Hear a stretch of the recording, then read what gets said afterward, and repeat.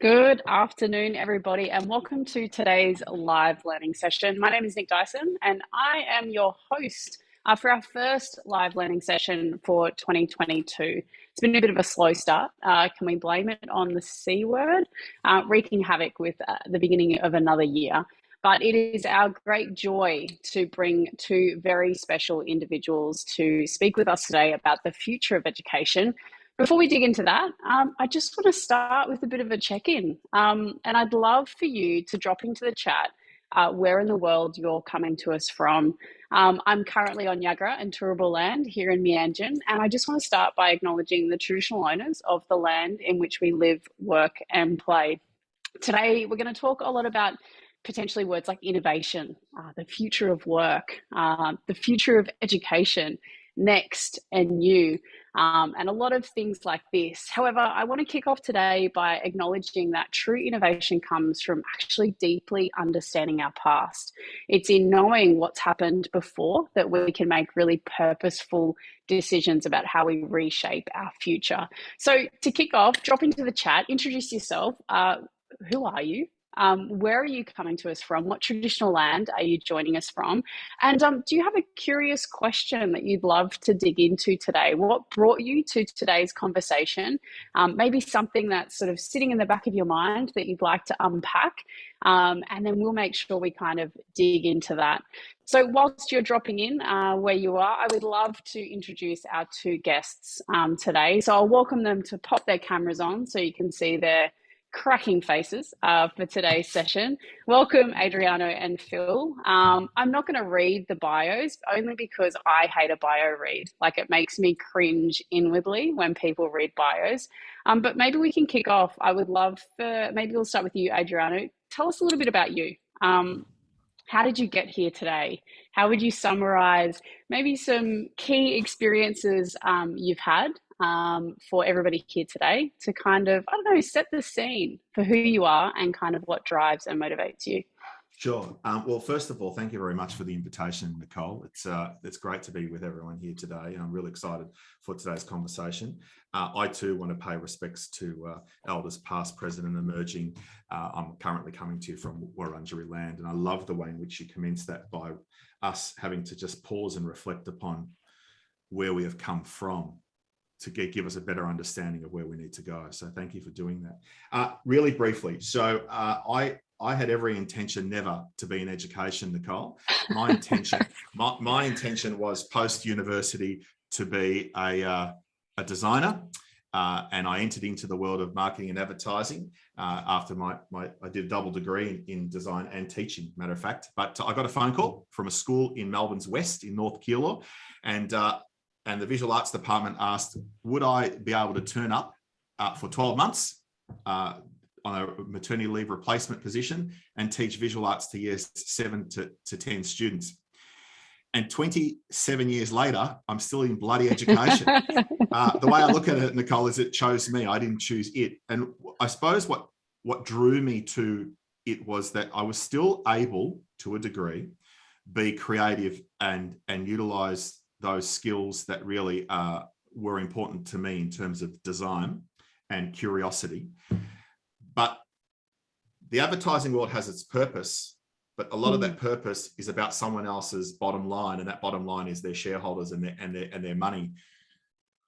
And there's a lot of productivity associated to that, where ultimately the bottom line in education, of course, is about being significant, and it's about people. And that's a significant difference between those two. And I know this sounds really corny and cliche, but being able to work with young people and make a difference in their lives to support them, to help them to thrive, is what drew me in. And, I've been very blessed in my entire professional career to navigate in different schools, predominantly in the Catholic system here in Melbourne, independent and Dyson.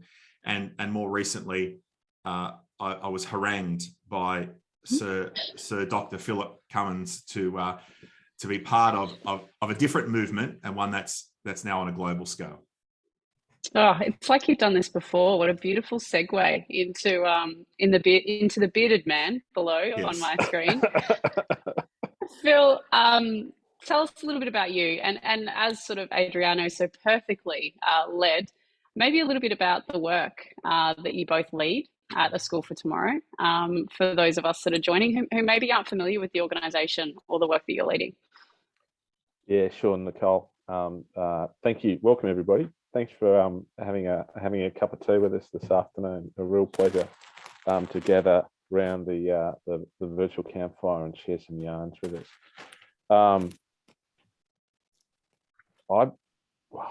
I started teaching when I was 19, and the oldest boy in my class was 18 and a half, and I was going out with his sister. I got dragged back into... Oh, it's a bit awkward. Yeah, look, it really wasn't very good when he didn't get his homework done either. Anyway, look, I was headed to be a lawyer, and I had a conversation with my teacher.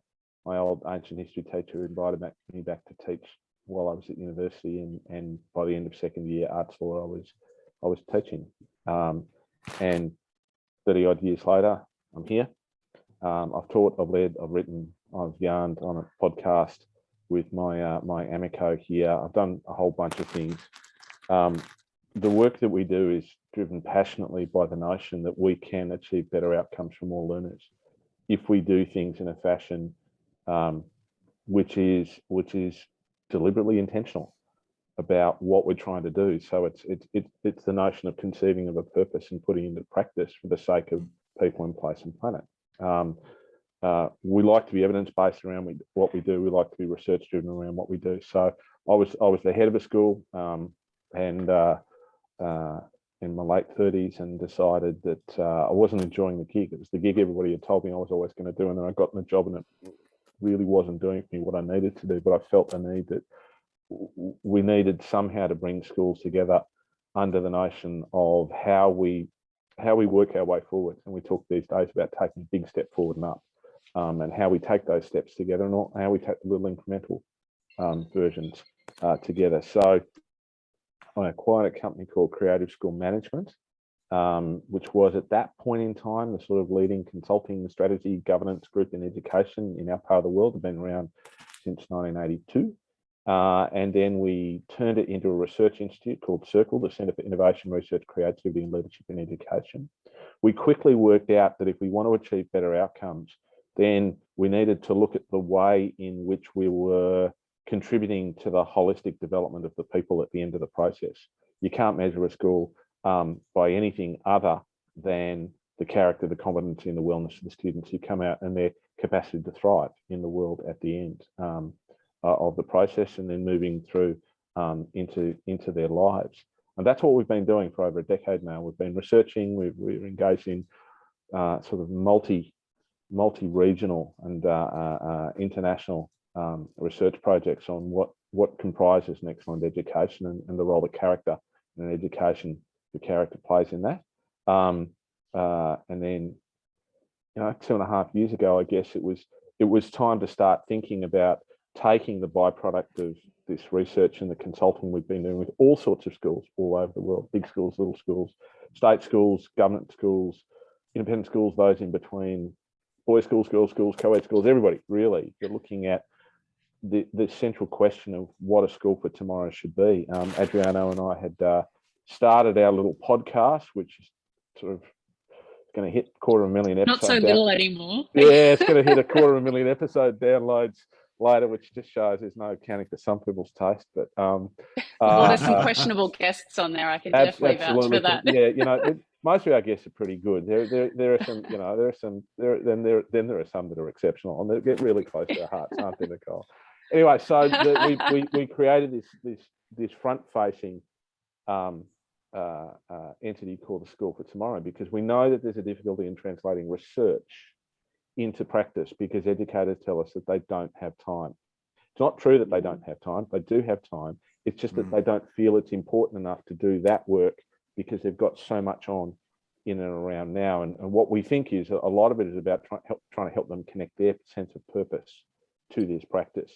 So that's what we do. We spend a lot of our time still doing the research and still doing the consulting, but we spend an enormous amount of our time trying to spread the word as best as possible about how to create a future fit education and prepare our young ones to thrive in their world. Thank you.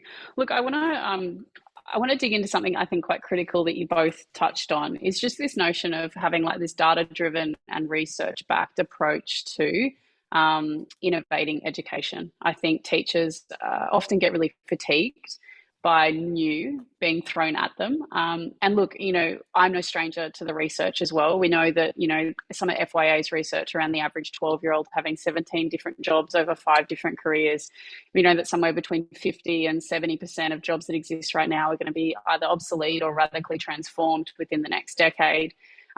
We know that our employers are looking for enterprise skills and that they're chasing what young people are able to do rather than what they know. But in some of this research that you've been doing over the last decade, what are some, I guess, pieces of that data that have really struck you, that you think if there were a couple of things that teachers needed to know about what the research says, what are the critical pieces of research that you've both sort of interrogated and interacted with that you think are critical for educators to have front and center when they're thinking about education? Do you want to Just go an first, easy question. Do you want to go first, Adriano, or do you want me to jump in? How do you want to do this, mate? You can go first, mate. Okay, all right. So I'll give you two things. One of which I think is obvious, and one of which is worrying. Okay, so one piece of evidence, and this came out. This has come out from our broad piece around character. If a student feels as though they belong, they're more likely to achieve their potential. If they feel as though they belong and are achieving their potential, they're more likely to do good and right in the world. That's why character matters, and that's why it's the whole work of a school. And to this, I would add, and particularly Adriano has been really helpful in helping us to think around this, is that wellness has to come first. Right?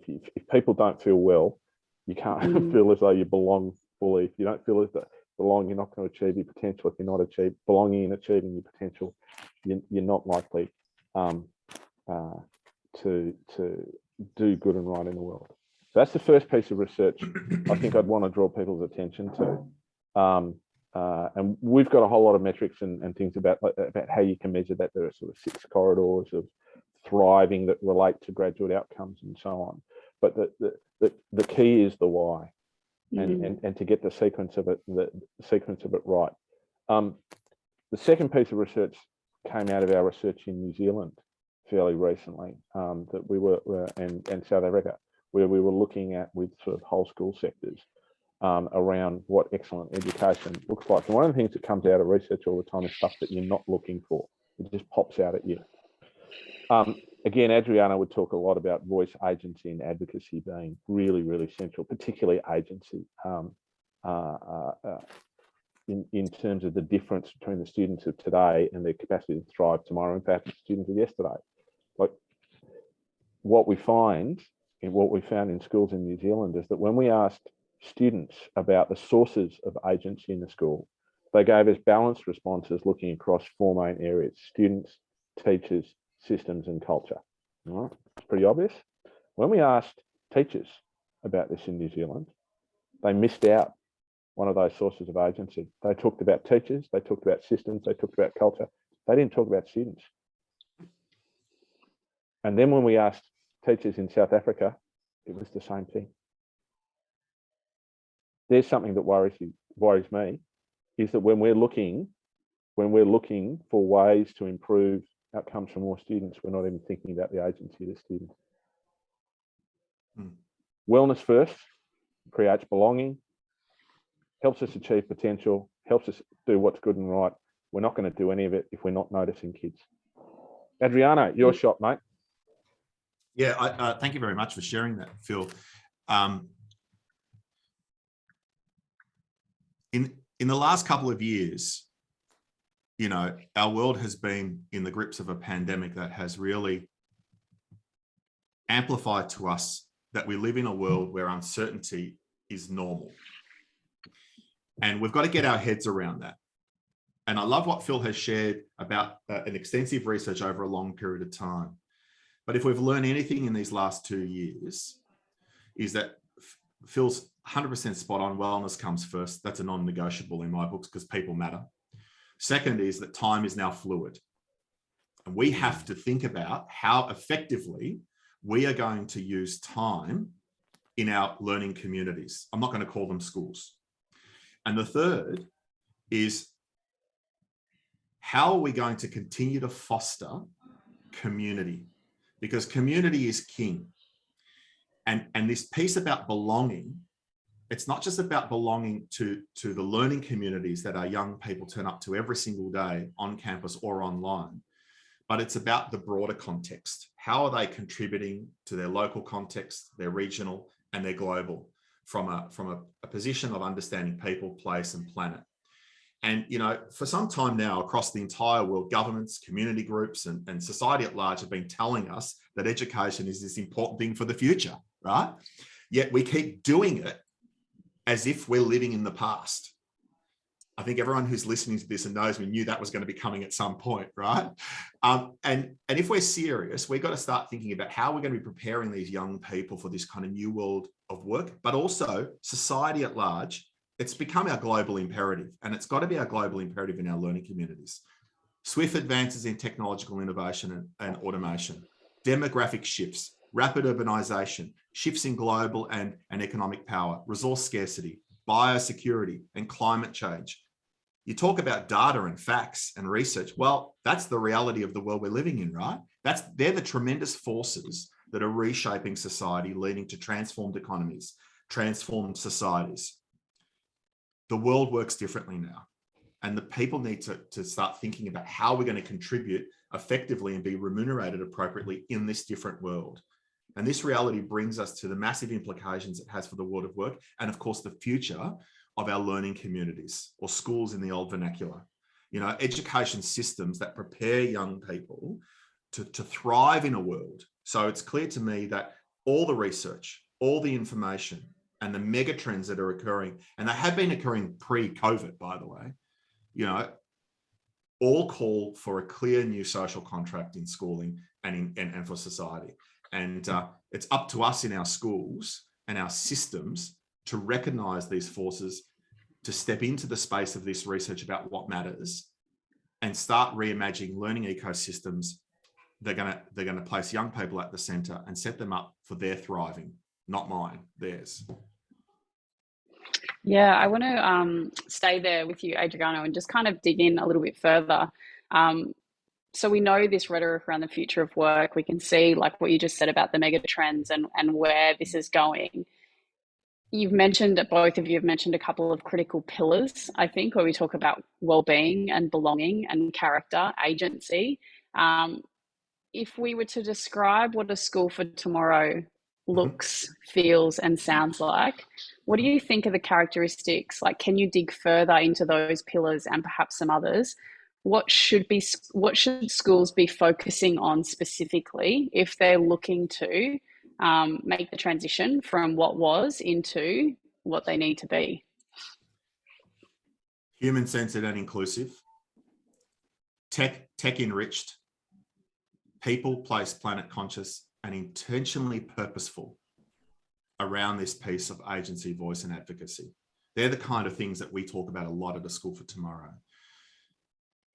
And the way then that can then be translated in a kind of education speak paradigm for people to really attach to it is that we've got to create effective learning ecosystems that are constructive and self-regulated, and ultimately self-determined learning is fostered. In the absence of that, we are not then setting up young people to be adaptive. We're not setting them up to step into their self-efficacy. We're not setting them up into embracing their emotional competency. You know, stepping into this self-determination piece is about learners being, and educators or learning designers being open to everyone's individual context. It's fit for purpose. And where collaboration is ultimately something that complements individual growth and individual mastery. Learning ecosystems where we recognize that the physical classroom is no longer the only place that learning takes place. I mean, we know it, right? We know it. But do we live it? You know, where's the combination of an on-campus learning experience? Where's the value in the online learning experience? Well, we've seen that in the last couple of years for those who have the access to the bandwidth. Where's the value for the in-context experiential learning experiences? Where's the value of the in-country experiences, these immersive encounters with place and planet? You know, encounters with service learning, encounters with technology, encounters with partnerships with the home. I mean, how do we ignore the primary educators of our young people, our parents? I mean, in secondary schools, a lot of our secondary schools, we don't want to have conversations with them. It's too hard, right? Where's the encounters with industry? Where's the encounters with community? Where's the real-time formative feedback? Where there's no longer conversations between the either or between explicit instruction or inquiry working, but they're working in tandem around knowledge and skill acquisition, and then transfer around social and cultural and entrepreneurial kind of, opportunities. All of this is about educators and schools and learning ecosystems understanding the importance of having a daily consciousness and a commitment to our individual and collective wellness. If we start at that particular point, all those kind of learner stuff that I just mentioned is going to come into play in a really pronounced way. That's kind of my kind of look and feel and sound like what a school for tomorrow could be. Cool, sign me up. Phil, what about you? I mean, I'm sure you would echo much of what Adriano said, but where would you dig in further, or what would you add? I think I think what Adriano outlined is a tremendous statement of the aspiration that we want. I think there's a reality that for us to get there, we need to move step by step. And that we're not going to get there unless we've got right.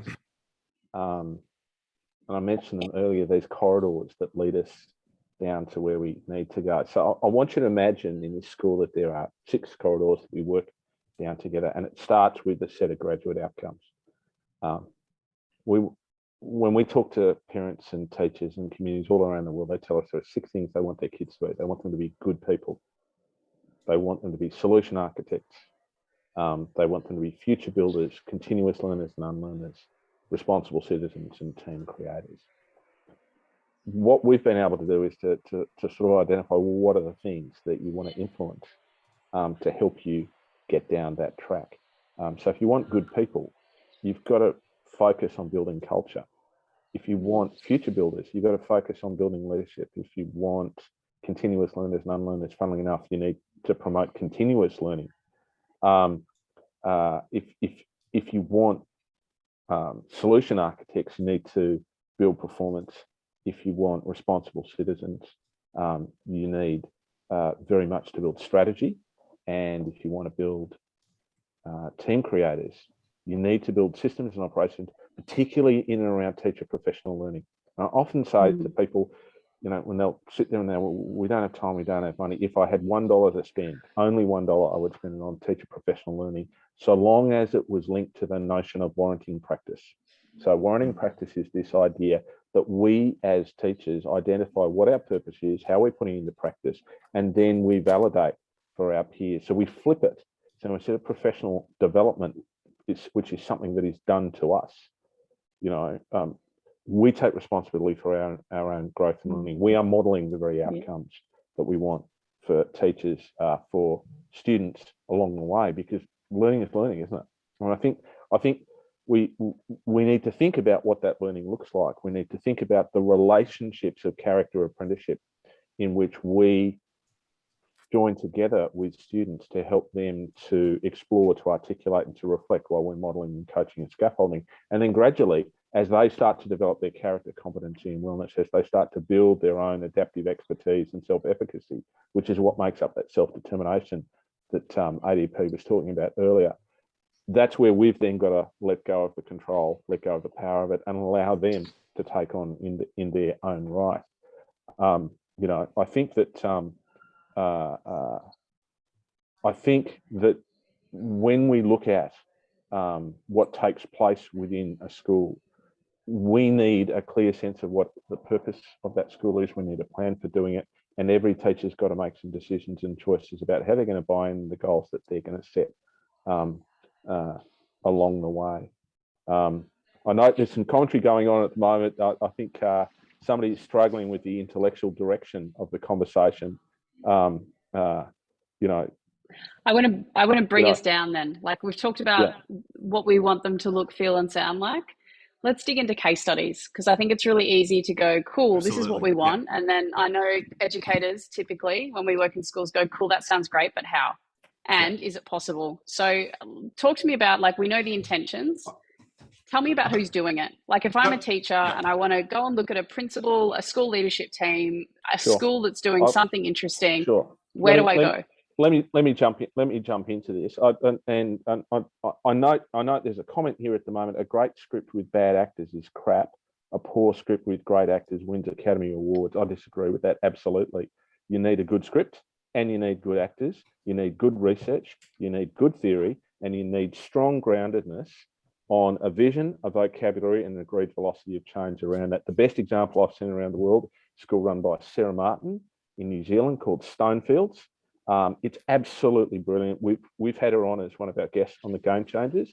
So if you want a really practical masterclass in how to do this on a day-to-day basis without trying to make it perfect, of how you integrate all of this into the whole, go and listen to the episode on Sarah Martin doing this. I'd rather you listen to her than listen to me talk about it, because she's the one at the chalk face doing it every day with her folks. I'm just going to jump in here, and this is going to sound really provocative, and I don't really care. That's my intention. I'm just really tired of the passivity around this conversation around what should happen in education. I'm just tired of it. There's a passivity, like it's people that their educators are waiting for it to happen to them. Well, you know what? We're the system. And it's about time that we are the ones that start making things different. I mean, the schools that would come to you, Nicole, and engage Future Anything around entrepreneurial models are schools that are saying, we recognize we have to do this stuff that we're required to do as a compliance, but we also recognize that we can do it. We can do it in a particular way, that it doesn't have to be how it's always been done. You can still do mastery of an Australian curriculum using explicit instruction. At the same time, you can take the basic achievement standards of that curriculum and transfer it using entrepreneurial learning models like what you do at Future Anything really successfully, that are relevant, that are connected, that are purposely intentional about social, environmental, and cultural things, and really transform opportunities for these young people. Phil talks about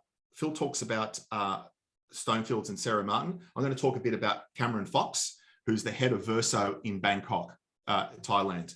You know, there's a growing community of change makers that are already challenging the fundamental beliefs about what a school experience or a learning ecosystem should look like, and Verso has been part of it. They're an innovative, design-driven international school there. They are pioneering when it comes to innovation at an international school kind of focus level. Their primary focus, they have worked with organizations like IDEO. They've worked with Stanford D School. All of their teachers, they don't refer to them as teachers. They are all referred to as learning designers because their learning designers work in the iterative space of design thinking, as well as explicit instruction of mastery. They are focused on preparing future-ready skills. They are focused on making sure, because they use an American curriculum aligned to the New York State learning standards, but a huge emphasis on interdisciplinary learning, because learning should never happen in the vacuum of a subject. Secondly, they use an enormous amount of project-based learning to proper project-based learning. I'm not talking about building a volcano in humanities. I'm talking about project-based learning that's making a transformational impact on society. And it's highly individualized and personalized. They're also one of the very first schools to adopt the Mastery Transcript Consortium's document. That's a growing movement in the United States and international schools. A kind of contemporary transcript. You know, Phil talks about warranting a practice, a contemporary transcript that's redesigned to showcase students' interests, their skills, their strengths, rather than a letter grade or a GPA average or a HSC score. You know, and so that's another school. And again, they also appear on our podcast, Game Changers, I think it was series 4. So go and check out Cameron Fox and what he has to say about education. Awesome. So those are 2 cool examples. I want to dig in like a little bit to what we just talked about there around like limitations. And I think what's probably not being said right now that I think is really critical to raise is that in order for classroom educators to kind of put some of these more innovative pedagogies into practice, whether it's an integrated cross-curricular learning opportunity, whether it's like an enterprise program, like what we deliver, whether it's project-based learning, and, you know, like you, I'm talking about sort of the gold star, you know, complete package situation. There's one thing that's required, I think, before an educator can sometimes make these leaps, and it's this notion of permission. Yeah, absolutely. Yeah, and yeah, I think what we probably need to flag here is that the caveat to this kind of development within schools comes from leadership teams explicitly providing permission to educators to play. Sure. I don't mean to lead, and I want to talk about that, to play. So can we dig a little bit further? Yeah, if I'm sure a classroom teacher listening to this, yeah. What are some things that I can play with in my classroom that might prepare my young people to be more future ready? Like, what are some things that I don't have to go through my HOD to get permission for? I don't need to put a proposal to the board or go through the P&C. What are some really tangible ways that I can play in my classroom with things that will be, yes, totally agree, Marie, purposeful for my young people and my learners? So I want to push back just slightly there, Nicole, because I think you need to do both. I get that that Adriano and I would describe ourselves as anti-binary, because we find that, you know, there's and we've already seen it in the conversation today, there's a false binary between research and practice. It's nonsense. Research informs practice, practice informs research. They go hand in hand. Permission, you know, it goes hand in hand with initiative at the same time too, and you've got to work hand in hand. We have within our culture within teaching, and we've been doing this ever since I joined it in the late 1980s. I'm sure it was around before I was around. You know, there is a skepticism that can take over our culture and a negativity in it, and a sort of an entrenched way of doing it. So here's one thing that anybody can do in their classroom tomorrow. We can learn to ask better questions of kids. We can learn to ask open questions with kids, and we can play and experiment with the types of questions that we can ask. You don't need anybody's permission to do that. Second thing you can play with in your classroom tomorrow is that you can have student observers of your practice every lesson. You can pick a kid, sits up the back, and gives you a 5-minute debrief about one thing that you did really well, one thing that you might want to work on and improve, and one thing that you hadn't thought of at the end of the day. The third thing I think that you can work on in your classroom tomorrow is to remember to laugh at yourself. Because if you're laughing at yourself and you're laughing at your mistakes and you're trying along the way, and it doesn't matter if it gets perfect, that will then rub off onto the kids. If you're demanding a standard of perfection from yourself, if you're worried that if you're going to make a mistake, the sky's going to fall in on you, you don't need to do that. Playfulness is very, very important. We practice playfulness in our organisation. We practice playfulness when we talk with people around this. We muck around a lot deliberately. Now, that of itself, I think a tone needs to be set by leaders, because leaders unlock the door. That's what they do in a school. They unlock the door and show the way forward for other people. But then we've got to be prepared to walk through the door, and you've got to be prepared to crack a joke as you're doing it, because, you know, life's too short and we're never going to get there. We're never going to make it up the hill together if we're miserable and gloomy all the time. We've got to have some fun. You know, Nicole,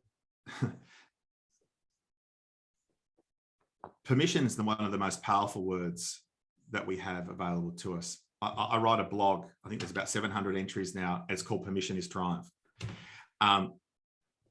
Permission is fundamentally saying yes to yourself and yes to the people that you serve. That's the young people in your care. In an ideal world, we would love a leadership team that allows us to step into our own agency as part of the culture of that learning community. I get that's the ideal world, but I know that might not be the norm everywhere. I love what Phil has shared about those tenets that a moment ago about doing it. Some practical things that we could do tomorrow. First of all, don't demonize the curriculum. There's so much in that curriculum that's already prescribed. I know it's prescribed for us, and some people see it as compliance. Don't see it as compliance. So change the mindset, see it as an opportunity. That's my first little tip. See the prescribed curriculum as not compliance, but as opportunity. Because nowhere in that curriculum does it actually tell you how the students need to present the evidence of their learning. It might have some frameworks around assessment and reporting, but reporting is a separate mechanism. It's a functional thing of an organization. It's separate to how we do assessment. So the first thing is see where the opportunity is in that curriculum to awaken the wonder and awe in the young people in front of you. The second component is how are you going to do that on a frequent basis where you're going to create a process that you're honoring their formative growth. If our focus in our classroom is measuring their learning progression as opposed to the end point, we're going to go a long way in thinking then about this human-centered approach I spoke about earlier, or this personalized approach. You know, if we go into that and we think about the best tenets of formative assessment. So for instance, I'm going to give you an example. In my classroom only 2 years ago, my VCE class, a year 12 class, every fortnight, it was devoted to what I called a flexi period. That flexi period was a formative feedback class for all the students. I taught visual communication and design. All the students would have their folio set out and there would be a series of prompts.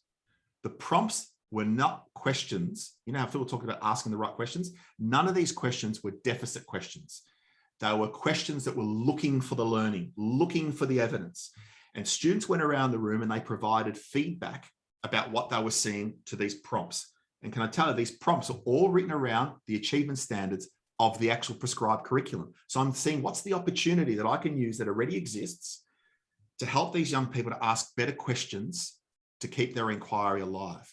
And can I tell you that they did that, then the student themselves did a self-evaluation, and then they had a session with me. By the time they got to me, these students were answering their own questions.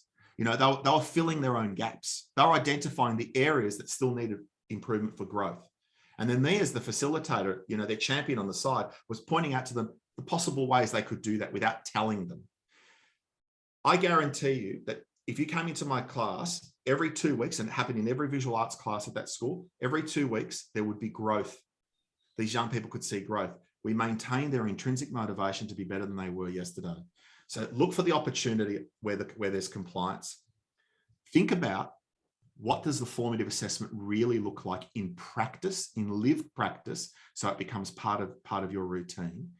And don't be afraid. I love that last thing from Phil. Don't be afraid to invite the student to provide you with formative feedback, because, you know, we were once the novice too, right?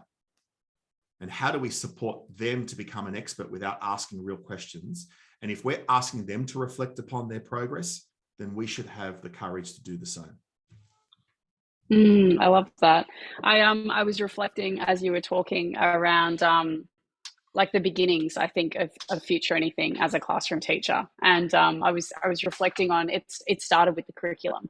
So I looked at this Year 9 English unit and I looked at the achievement standards that I needed to get to at the end and kind of went, cool, one way to do this would have been a monologue, but what were the other ways that young people could show me what they know?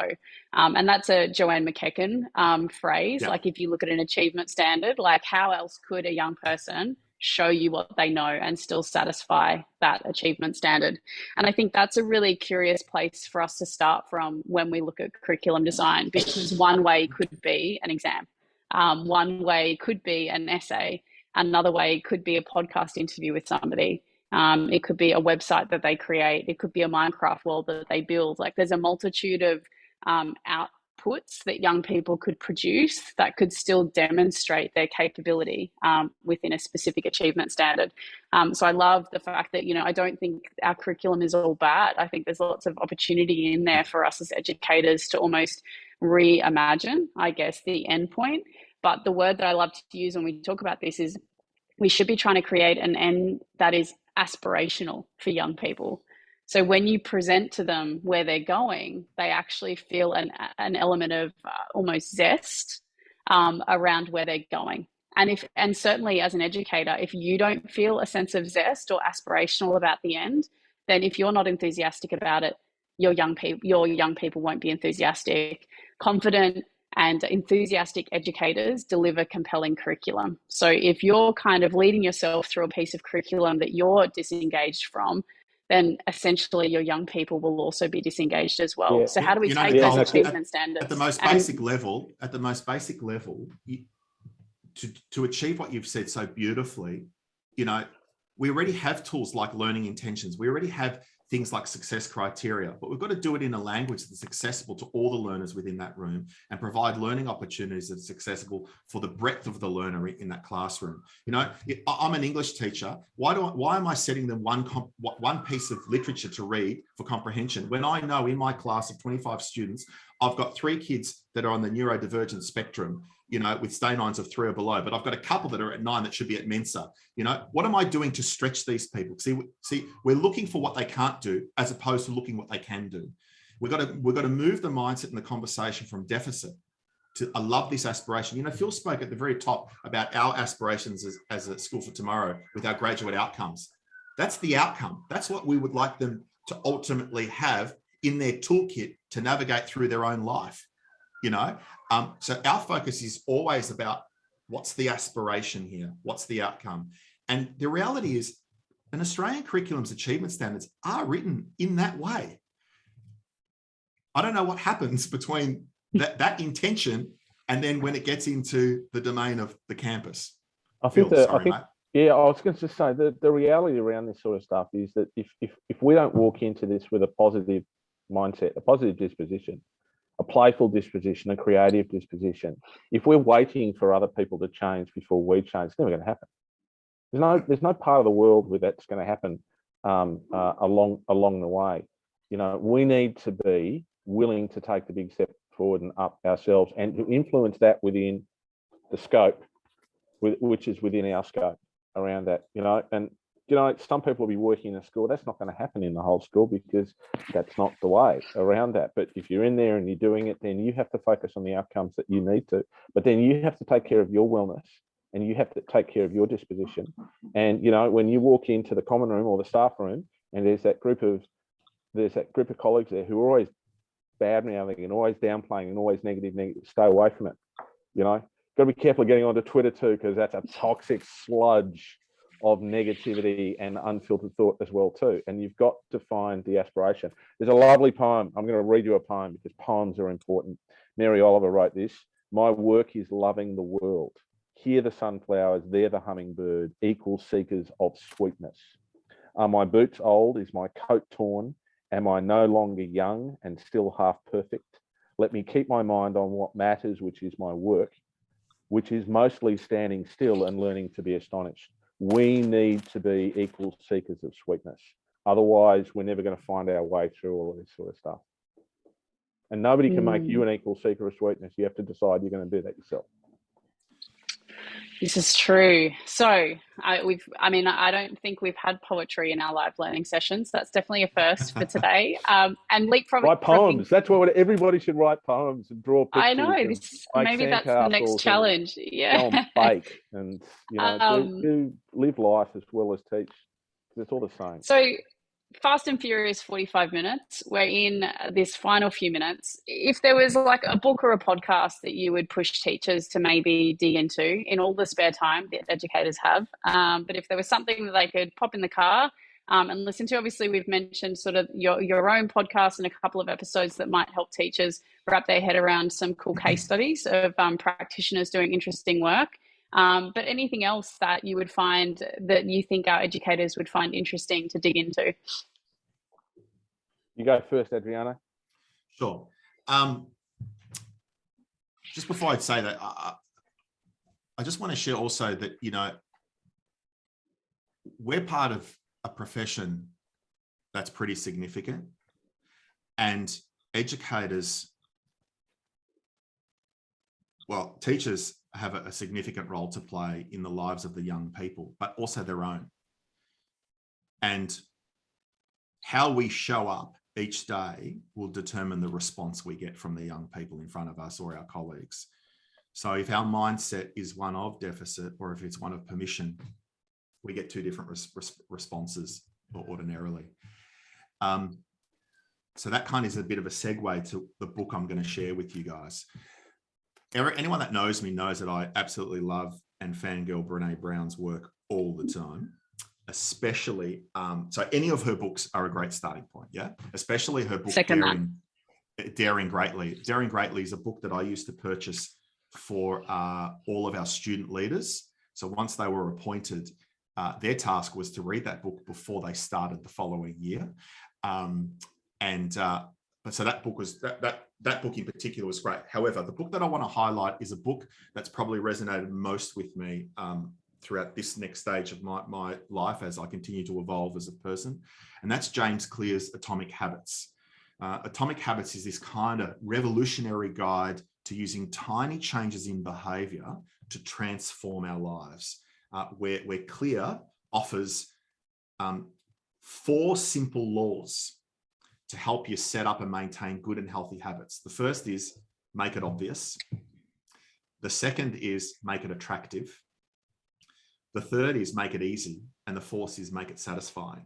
Now, you need to read the book, of course, because I don't think I've given him any justice in those 4 areas right there. But ultimately, he talks about not revolution, but our evolution, where we can simply be better than we were yesterday. And so much of the work that Phil and I do within the schools that we support is not about revolution.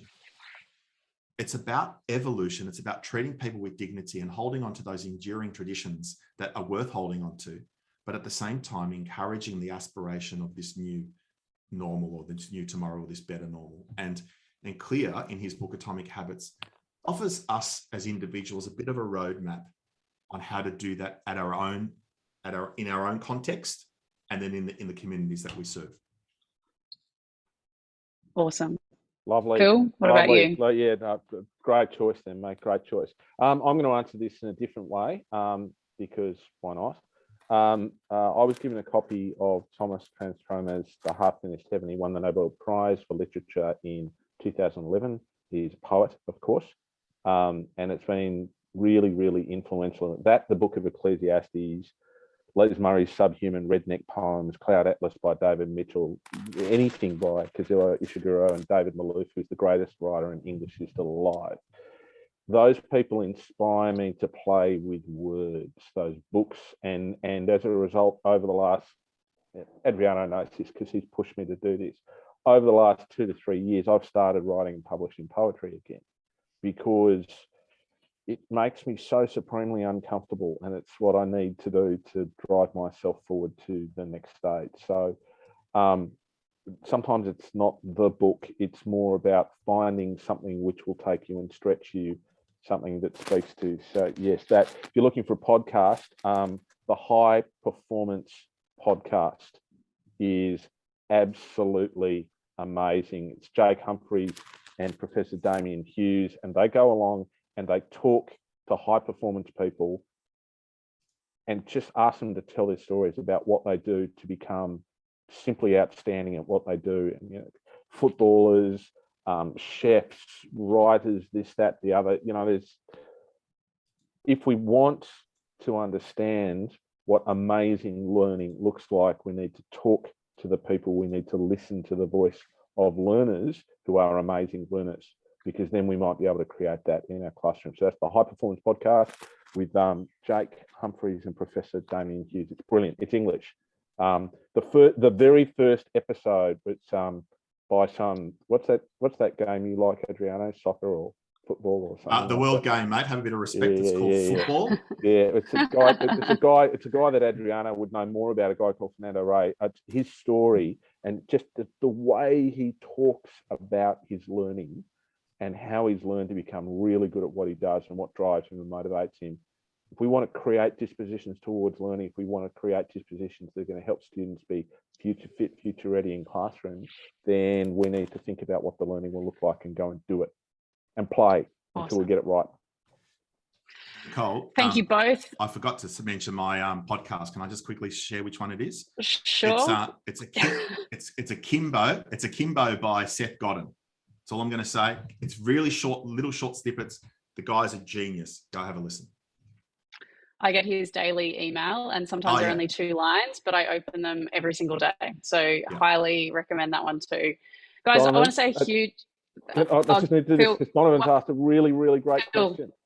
I'm going to get to that. So give me a second. Cool. Yeah, thank you. So I want to sort of close today's conversation because I think Donovan's actually finished with what is actually a very good question, in the fact that he said, what if permission is there? And what if the will is there from the teachers, but perhaps the know-how isn't there because educators are under the pump? And I think this is probably maybe the greatest challenge that our educators kind of face in this space. And so I want to finish with 3 things that I think an educator like you, Donovan, or somebody that you know can do to actually maybe access this next level that you want to deliver. The first thing would be really simple: get a mentor.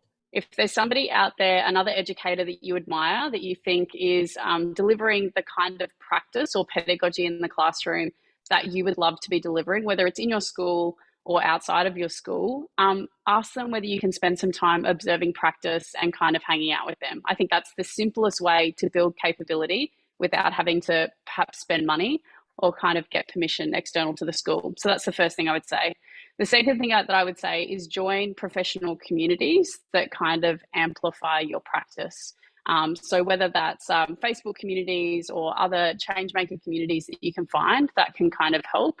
And the third thing that I would say is if there is an external provider that can deliver the capacity building that you know could take your practice to the level that you want to do, have a chat to your leadership team about backing their strategic plan with capacity building for the staff. I think that's critical. When leadership teams carve out space and time for teachers to learn, that's when change happens. So I would say seek a mentor, tap into some professional communities that might be able to provide you with resourcing or support. And the third thing I would say is seek out the professional learning opportunities that you think will support the strategic plan of leadership, and take that proposal to leadership and say, cool, if you want us to get here as per the strategic plan, we're going to need this. I think that's kind of 3 really simple things that we can kind of do to kind of support in that way. Phil, I got to close it, man. I want to, final thing, go for a walk every day, leave your phone behind, take your dog and use that 20 minutes to go and think about what you're doing. Awesome.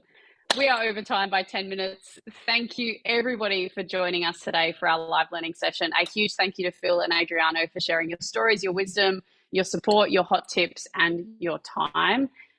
If you want to connect with these guys, we'll send out an email after today that's got the recording and also all the links you need to get in touch with these 2 lovely humans and fantastic educators. So thank you to everyone for your time. All the best for term 2.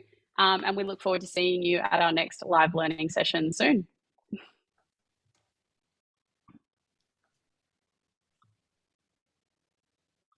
Cool. Let me do this.